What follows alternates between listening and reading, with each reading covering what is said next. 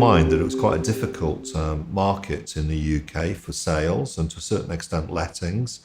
We were delighted with another strong performance. We grew our revenues by 11%, and crucially all 6 of our brands grew revenue in the year. And we increased our management services fees, which is our royalty income, which is the lifeblood of a franchise business. That was up by 14%.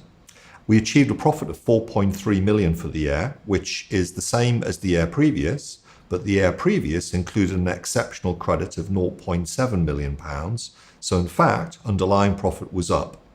We're sufficiently confident about our trading last year and the prospects for this year that we have announced a further increase in our dividend to 8.4p for the whole year. And I'm delighted to say that that is the 6th consecutive year of dividend improvement. We promised a progressive dividend policy when we listed on the market, and that's exactly what we've delivered to our shareholders throughout those 6 years. I think the consensus view is that last year the number of house sale transactions was flat. Many of our competitors have been talking about slight reductions in how many properties they sold.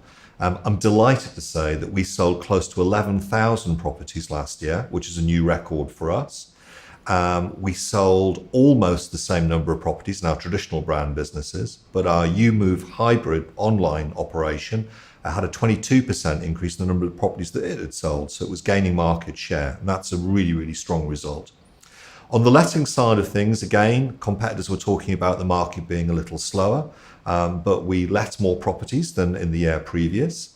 Revenue was up, and each of our offices is now on average managing over 210 properties. So our managed portfolio, our tenanted managed portfolio, which is what we derive our regular repeating income from, that's the highest that it's ever been. Of course, we operate a franchise model, and there are huge advantages in the power of a local owner-operator.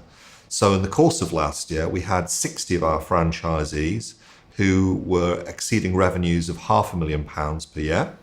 And of those, 11 were exceeding revenues of £1 million per year. Both of those are new records for our group. Two of the other benefits of a franchise group is that we can make central investment, which we've done in digital marketing, and then we can leverage the benefits across the whole of our franchise network. So we built better optimized websites last year. We also built a CRM, a customer relationship management platform, fully GDPR compliant, contains 2 million customer records. And so we generated over 30,000 leads for our franchisees in the course of last year. One of the things about difficult market conditions, of course, is that the pressure comes to bear perhaps more fiercely on your competition. And so we've seen in the course of last year's trading, more of our smaller, less well organised, less capable competitors giving up and selling their business. And we've been assisting our franchisees to buy those businesses. So there were a total of 26 transactions last year, and we helped add over 3,000 tenanted managed properties to the portfolio that our franchisees manage. EweMove performed exceptionally strongly last year. Against a market where other online hybrid operators were struggling, we generated a profit of £400,000. We had more franchisees trading than ever before.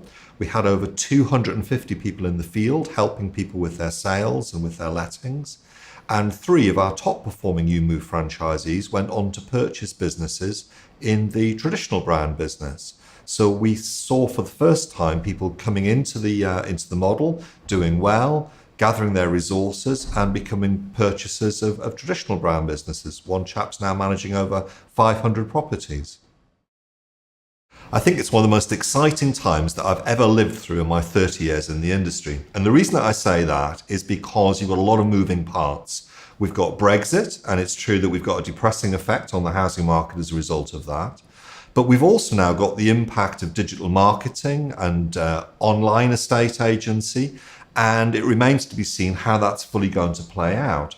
What I do think is that we operate a franchise model, and I think a franchise model has enormous power to it and enormous benefit, because on the ground we've got owner-operators who've got to make a living, got to pay their school fees, got to cover their overheads, and they are looking to gain advantage in a competitive landscape. We've also got some huge businesses that have been there for the last 10 years, and they are finding it harder to adapt and change in these circumstances. So I think a business like ours, which has both the ability to invest centrally and to provide great infrastructure to its franchisees, and then at a local level, you have this entrepreneurial culture about looking for opportunities. I think that could mean that actually franchise businesses will prosper and grow over the course of the next 5 years. And certainly at the top co level, we are very cognizant of the fact that there may be merger and acquisition opportunities coming up over, say, the next 2-year life cycle. And of course, the key thing about the property franchise group is it is going into this period of change and opportunity with a very strong balance sheet. And what that means, of course, is that we have the firepower to go after targets if that's what we choose to do. But we also are confident enough to increase our divvy by another significant amount in the current year and to maintain our intention of a progressive dividend policy in future years as well.